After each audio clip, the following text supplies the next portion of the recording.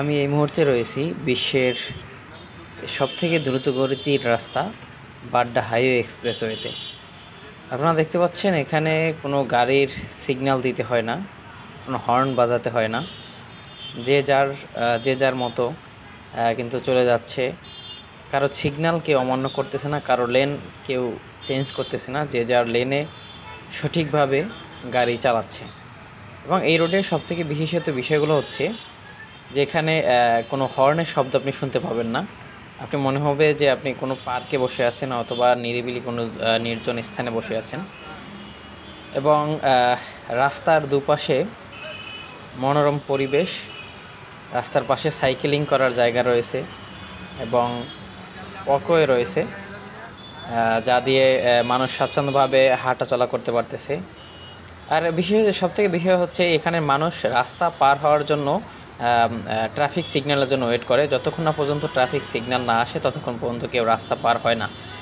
আর আরেকটা বিষয় হচ্ছে, সবথেকে যে ইন্টারেস্টিং বিষয়টা হচ্ছে, এই রাস্তায় আপনি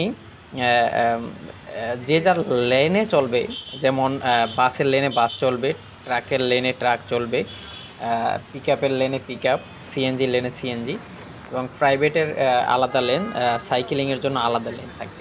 একজনের লেনে অন্যজন কিন্তু উঠে যাবে না, অন্যজনের লেনে সে কিন্তু গাড়ি চালাবে না।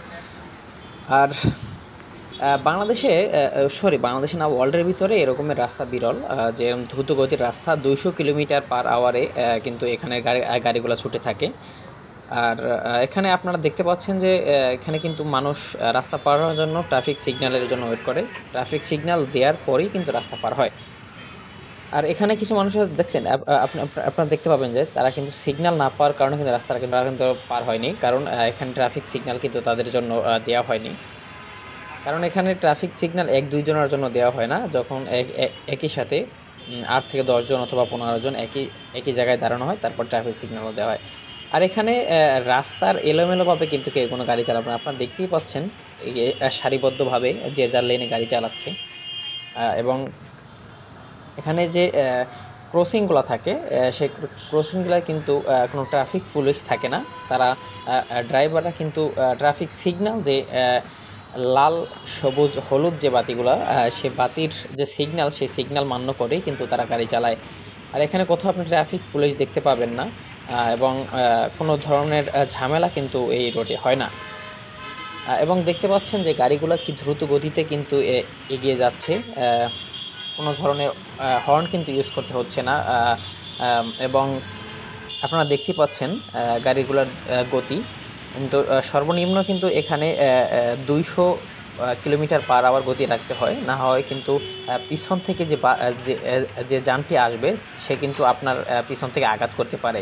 আর আপনি যদি একান্তই চান যে আপনি কম কম গতিতে গাড়ি চালাবেন, তাহলে কিন্তু অবশ্যই আপনাকে একটা নির্দিষ্ট লাইন মেনে চলতে হবে। আপনি কিন্তু দ্রুত গতির লেনে আপনি কিন্তু উঠতে পারবেন না।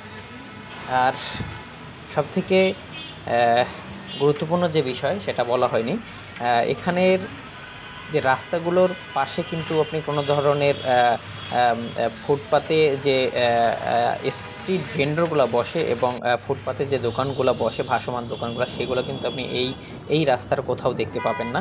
কারণ এই রাস্তাটা সম্পূর্ণ কিন্তু যান চলাচলের জন্য উন্মুক্ত। এই কারণে এই কান্ট্রির নিয়মমাফিক কোনো ভাসমান দোকান কিন্তু রাস্তার পাশে আমরা যাকে ফুটপাত বলে থাকি, এই জায়গায় কিন্তু